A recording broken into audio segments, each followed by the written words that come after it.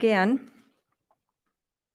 I'm just looking for, so I'd like to welcome all of you to this meeting of the Board of Education.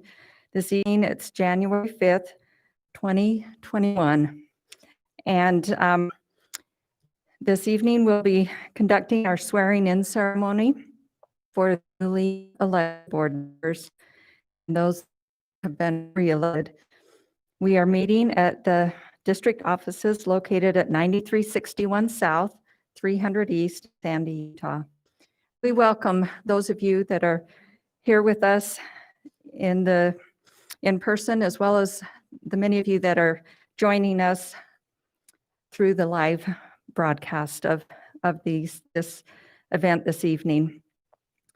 And I would like to also recognize the presence of board members. In addition to those that will be taking the oath of office this evening, we have Mrs. Amber Schill, Mrs. Clarine Arnold. I'd like to begin with the Pledge of Allegiance, and that will be led by Mrs. Amber Schill.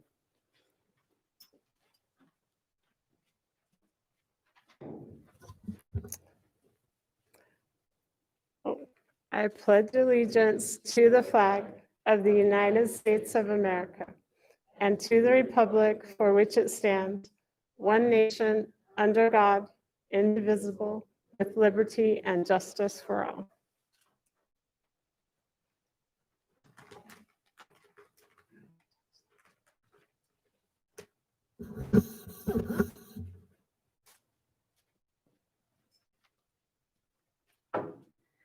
Thank you.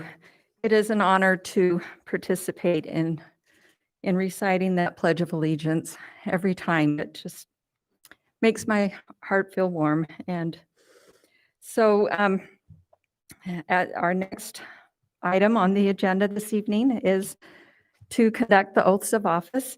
And we are so honored to have Ms. Sherry Swenson from our county clerk to be here to help us. I will now turn the time over to her.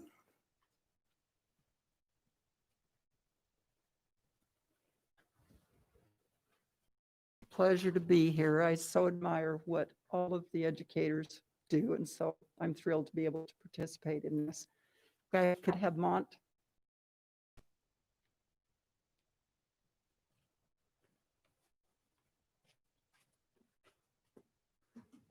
Please raise your right hand and repeat after me. I do solemnly swear I do solemnly swear that my full name is, that my full name is Mont Leonard Millerberg. I swear to obey, support, and defend I swear to support, obey, and defend the Constitution of the United States the Constitution of the United States and the Constitution of the State of Utah, and the Constitution of the State of Utah, and perform the duties of my office and perform the duties of my office as Canyon School Board Member District 1 with fidelity. That's a lot. Okay, let's do that one more time. Okay, Canyon School Board As Canyon School Board member of District 1 with fidelity. with fidelity. Congratulations. Congratulations. Thank you. Let's see.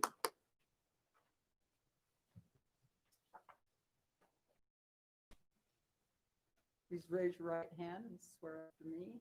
I do solemnly swear I do solemnly swear that my full name is, that my Fingy, I swear to obey, support, and defend I swear to obey, support, and defend the Constitution of the United States the Constitution of the United States and the Constitution of the State of Utah, and the Constitution of the State of Utah, and perform the duties of my office and perform the duties of my office as Canyon School Board Member District 3 as Canyon's School Board Member, District 3, with fidelity. with fidelity. Congratulations. Thank you. Holly.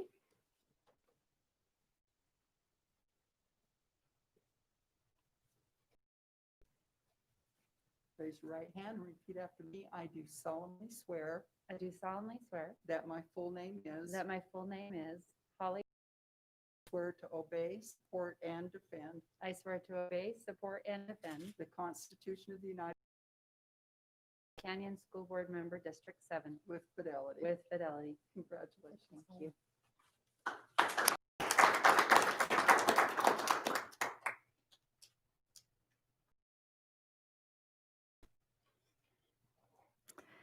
Thank you very much.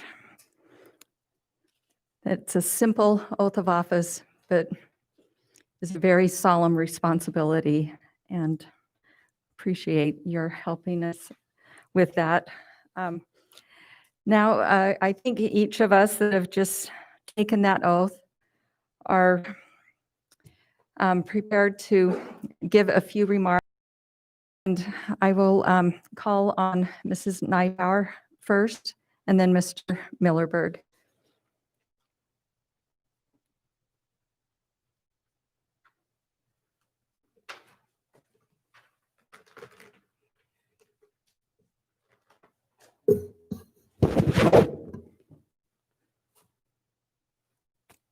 Thank you. Hello, I'm happy to be here with you tonight. Of course, also joining us is my husband and 4 of my sons. Of course, it's obvious they are almost as happy as I am to be here this evening. I'm sure this evening's agenda is nearly as thrilling to them as a well-played Utah Jazz game. So keeping that in mind, I will try to keep my comments fairly brief. I wouldn't want to overly excite anyone. But as a post note on that, brevity has never been my strong point. So as the mother of 7 children and as a former teacher, I have always felt a great pull towards the needs of our rising generation. I will never forget my first education class at Brigham Young University. As Professor George Nelson began speaking, I realized he was speaking my language. I had always loved learning and being a student in the classroom. But that day I recognized there was nothing more exciting to me than being a teacher. There is nearly an indescribable joy when you can spark some interest in a student. When a student becomes sincerely interested in literature, science, math, or the arts, and you witness them pursue that interest, there is nothing better. In the past few months, everyone has felt a difference in our connections with one another and personal experiences. Our lives have been altered because of COVID-19. And yet, we need not look too far behind us to recognize our world began changing long before 2020. In our digital age, we may barely stroke a keypad with our fingertips, and new information, whether true or false, will funnel straight to our mind. As we have witnessed with a global network of information, the world is continuing to evolve and change at ever-increasing speeds. I believe it is the school board's responsibility to assure our purpose and our policies help children navigate this ever-changing world. We must be tirelessly interested in engaging our children to pursue knowledge and truth. Now more than ever, our children need social, creative classroom experiences where math and science, languages and art in all its forms are as enticing and as sensory as the virtual world in which they often live.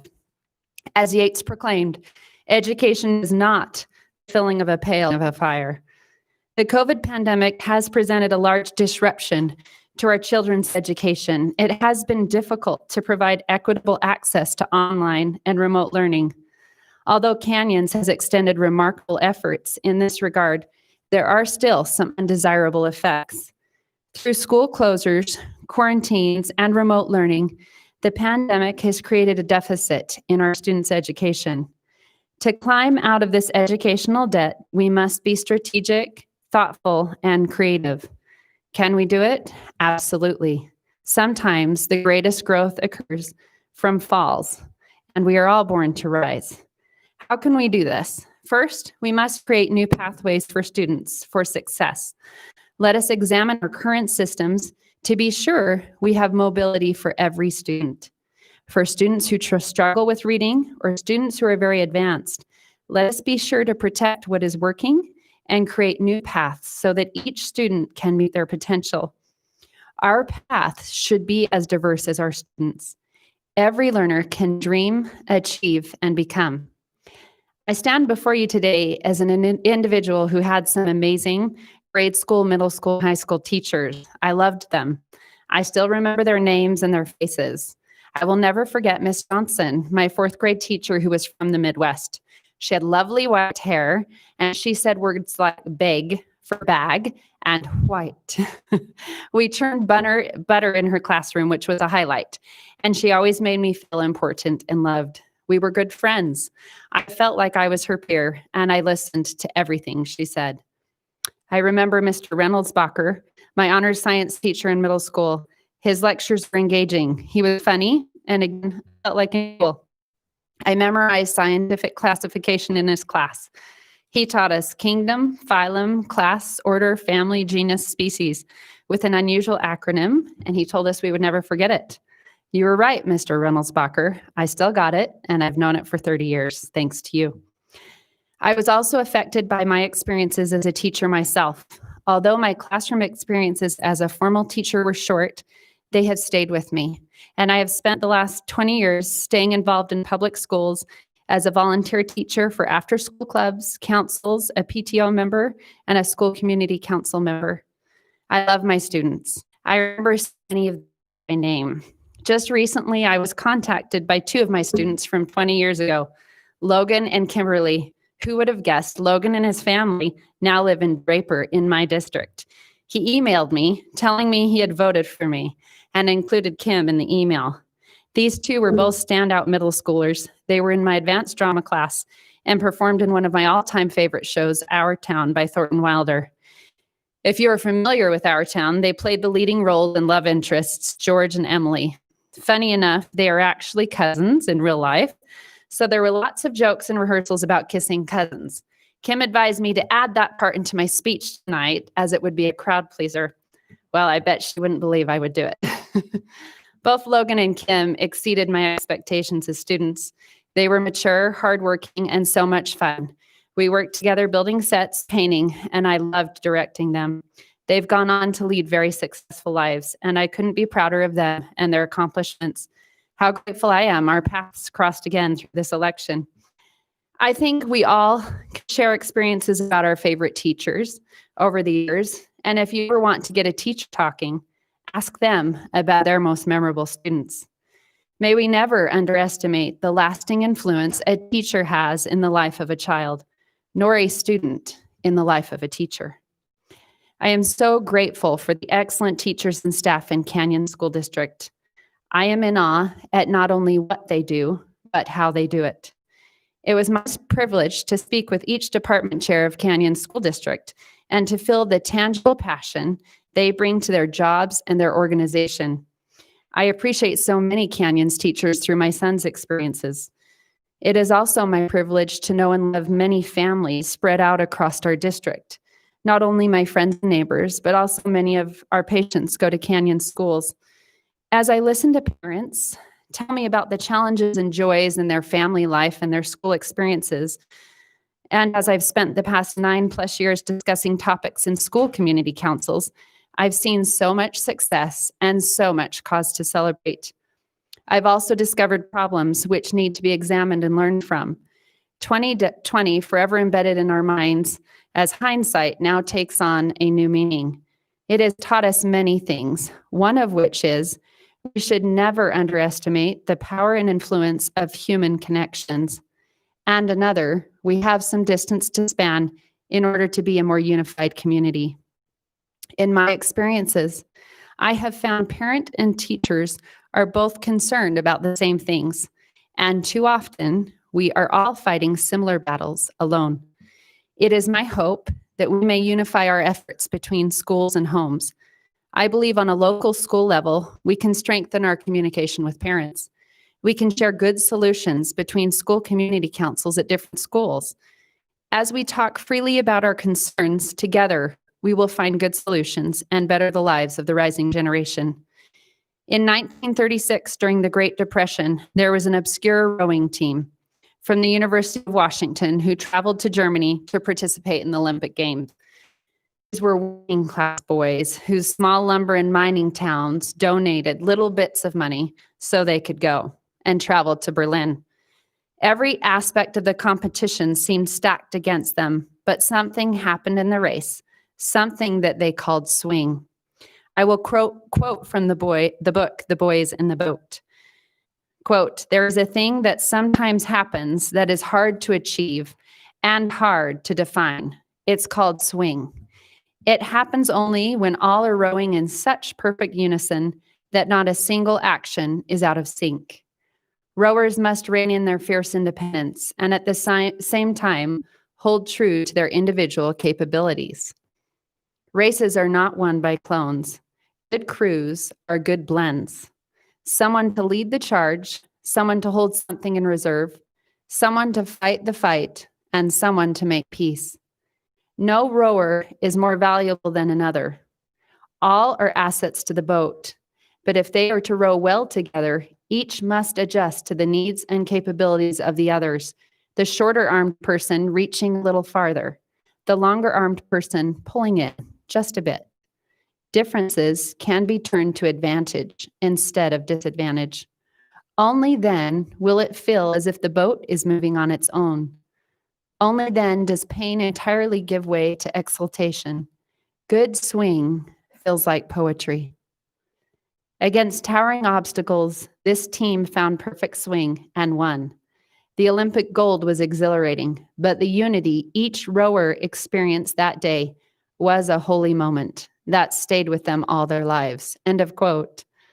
I'm grateful to be in the Canyon School District boat. We have a good crew between staff and the families we serve. I've had many people comment to me about how I've come to this position in such an unusual and difficult time. And yet, just like the rowing team from Washington, who competed in the Olympics during the Great Depression with humble circumstances, we too can surmount stacked odds as we find our swing. I look forward to being a Canyons rower.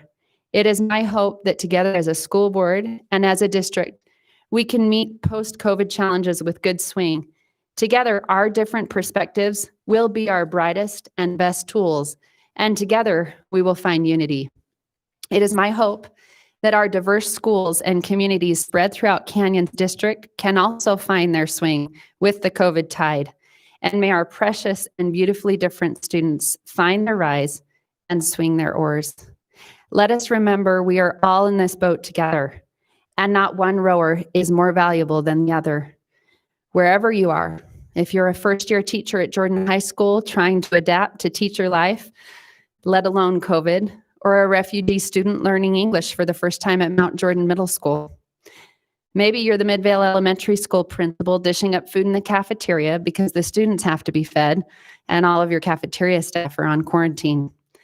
Or maybe you're in the IT department of Canyons fixing the endless instead worried about passing your AP test and how to differentiate yourself for college applications. Maybe you're a Draper Park English teacher wading through 42 essays, updating Canvas, and trying your best to answer all the questions from the remote learners. Or maybe you're the father of a 7th grade student, worried about how your son's anxiety levels are rising and how he seems to be slipping farther behind. No matter where you sit in this boat, your part is significant. And together, all of us here in this boat at this time can convert our problems into something greater than just the process of the struggle itself. I've seen this swing the boys in the boat were describing in many of you who are here tonight, and those of you who are watching from home. May it be said of 2021 that this year was a privilege. May we be unified in purpose. May we be patient with one another and determined. Sometimes growth is messy. And let's keep rowing until we find those holy moments where our boat seems to be moving on its own. May we say of this year and the years following, we found our swing and it felt just like poetry. Thank you.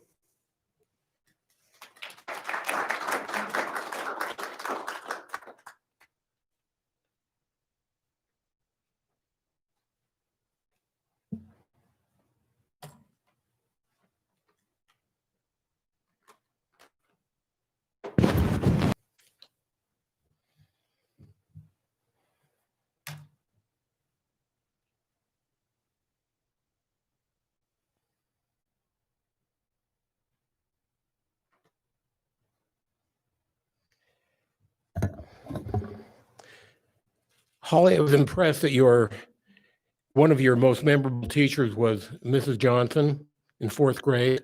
My most memorable teacher was Mr. Johnson, fourth grade. And I really believe without the influence have been much different, and not in a good way, than it has been. And so, yeah, I am most appreciative of good lives that make a difference. The one thing I had to chuckle a little bit about, I've never spent a day trying to teach in a classroom. I come close because I've been sleeping with a teacher for about 48 and a half years. And I experience when you talk about, that we all have our most memorable teachers, and you thought it'd be interesting to ask the teachers who their most memorable students are. We remember our teachers because they were outstanding and great teachers. At least from what I've experienced at home, teachers remember the students that were the most off the wall and probably the biggest behavior problems and the biggest and most difficult to teach. So I think we probably have different ends of the spectrum as we look at why we remember different people. I want to start by saying it's a pleasure for me to be here. It was a long, hard-fought campaign. I'm excited to be here for a third term. When I first ran for the Board of Education about 13 and a half years ago, or whatever it was, I told myself that I would serve 2 terms. After I lost my second election, I told myself I would serve 2 consecutive terms. And so I did a little bit of rationalizing, and so here I am. Over the last dozen plus years, I feel like as Canyon School District, we've accomplished a lot. I look at where we started, and oh, those were interesting days. Trying to pull a brand new district out of nothing. The time and the effort that went in by so many great people is just amazing. Over the last dozen years, we've passed 2 bonds, pretty aggressive bonds.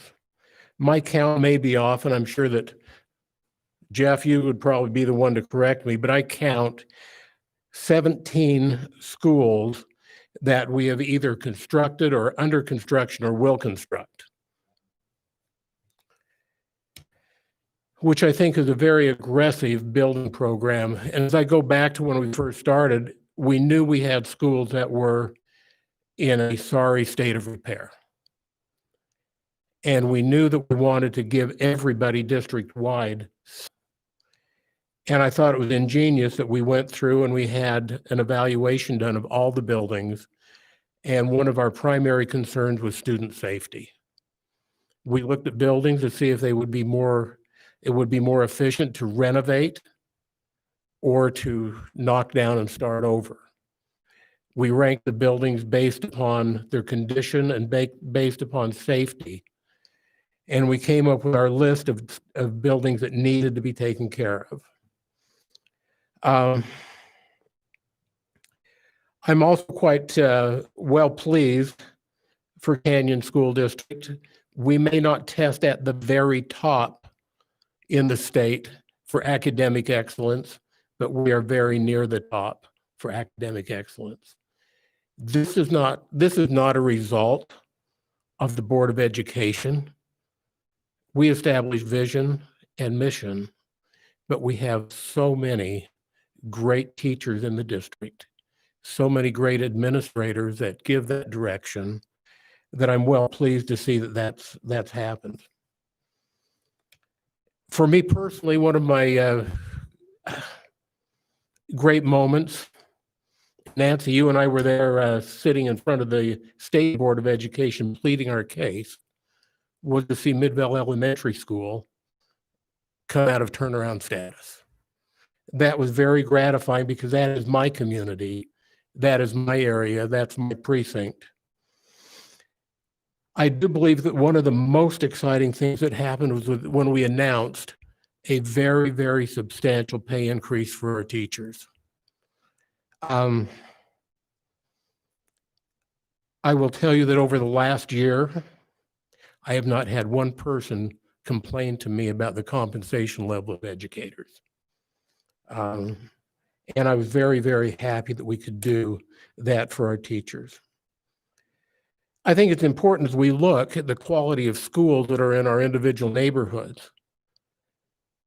Had a good friend. Many of you may remember him. His name was Melvin Brown. He was the Speaker of the House for the state of Utah for several years. And when I ran the first time, Mel came to him and he said, "What the hell are you thinking?" I said, "Mel, what do you mean?" He says, "Board of Education, that's just way too close to the people." And, you know, it's true. It is close to the people, but I think that's a good thing.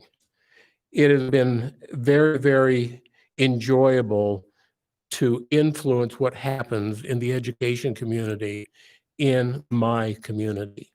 It's been gratifying to see the entire district blossom and do well, but it's been really nice for my community, probably one of the most diverse communities in the district, to see the improvement that comes. Schools have a big value, they're a big determining factor on the value of the homes that we live in. If you are in an area that has poor schools, your real estate values go down. If you're in an area where schools are flourishing, your real estate values will increase.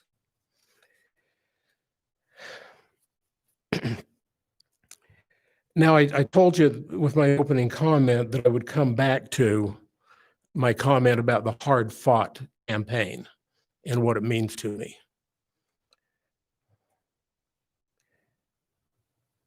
Sherry, you probably know this better than anybody because you handled the elections. In Salt Lake County, I counted 16 Board of Education races that took place this year. 16. Of those 16 races, 11, and the 3 of us were part of the 11, were unopposed. I find that statistic scary. That's almost 69% of our Board of Education races for local districts were unopposed. I am concerned because I said I wanted to run through rationalization. I wanted to run for 2 consecutive terms on the Board of Education. Let this be no surprise, in 4 years, this is my final term. And I hope that we can, it was really nice to be unopposed. It was really nice to not have to worry and not have to knock doors and not have to try to come up with all these ideas on how to influence the vote. But I think it's very, very concerning to me that we don't have more interest in our communities for our schools, that we don't have more people stepping up. And I just hope that over the next 4 years, that we see people increase their interest in what's going on in the school. When we were first organized as a district, Nancy, you had what, 16 people in your precinct that were running? And there was no primary. It was just a plurality, not a majority that we needed to win. It's a good thing we're not in Georgia, right? I don't know if we ever would have got there. So it's been a pleasure for me to be here. I'm excited for the next 4 years. You won't see me sitting on my trunk thinking it's over and quitting halfway through. I'm there for the duration, and I'm happy to be here. Thanks.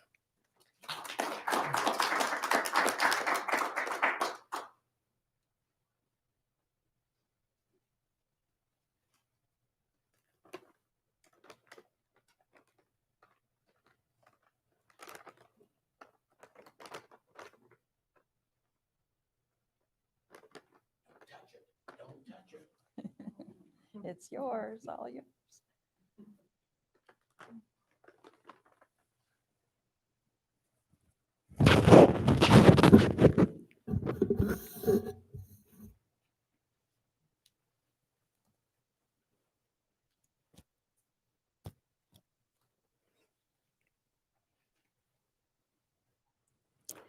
Thank you, Holly and Mont. Um, As you have all just experienced, what thoughtful remarks, and I'm just so honored to be able to work with you, and their comments are representative of the commitment and the dedication and the passion for school board work that each of the board members of Canyons District Board of Education feel, as well as the administrators, and it has been mentioned, the teachers and other employees in this district. We are so blessed to be in this community and to be involved in this noble endeavor. It's humbling for me to again take the oath of office and begin another term. And like Mont, this is the beginning of my third term. And it's a privilege to represent the residents of Canyons District, District Number 3, as their representative on the Board of Education. In my 8 years thus far, I have experienced much and learned a great deal about serving with the board. And yet, I still feel like a rookie. And you know what? I hope I always do. Because for me, education, it's not a state of being, it's a process, a continuum that is all about facing and conquering new frontiers, whether it's a third grade student learning multiplication, or a high school student studying physics, or a public school system increasing rigor, relevance, and opportunity for all.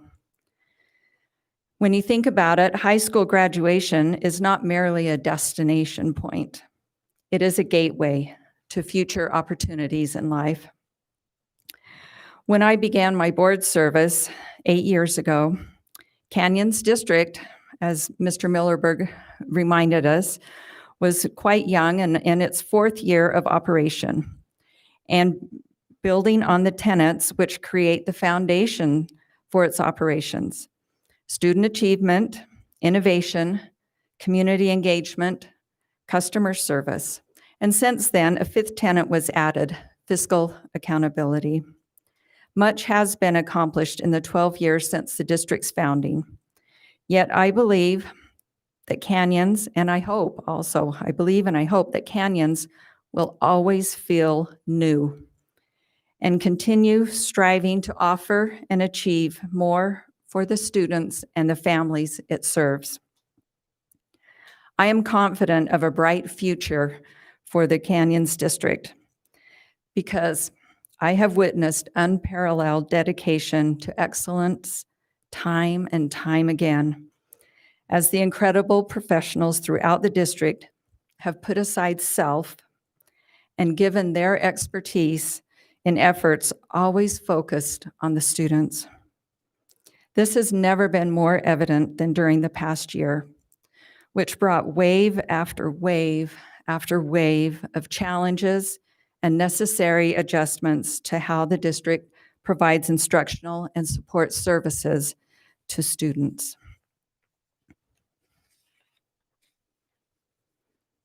Canyons District has been led by incredible superintendents who, through their leadership, have each carried forward excellence in the district. I am grateful to have known and worked with them over the years. I'm excited that Dr. Robbins is now at the helm. Under his leadership, with his experience and expertise and passion for education, I know that the district will successfully face and conquer new frontiers. Finally, I would like to express my deep appreciation for each of the board members with whom I have served. Their dedication to serving the public is inspiring as the board strives to be the voice and carry forward the vision for the school system in the community we represent. I welcome Mrs. Nybauer to the board and am grateful for the opportunity to continue to serve with Mr. Millerberg and the other members of the board, Mr. Wrigley, Mrs. Schill, Mrs. Oakes, and Mrs. Arnold. As I've said before, thankfully, being a board member is more about rolling up sleeves and getting to work than it is about giving speeches. I pledge my best effort in this noble cause and look forward to many good things to come for the students, employees, and patrons of Canyons District. Thank you.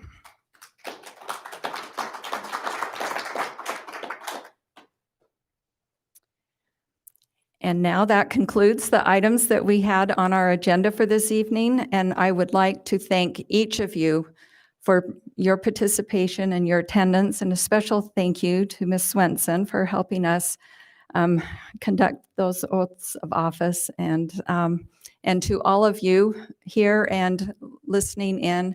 We are grateful for your support, and we look forward to a good year and many good years to come. And thank you, as has been mentioned, for your efforts in this community to help carry forward the mission and vision of Canyons District.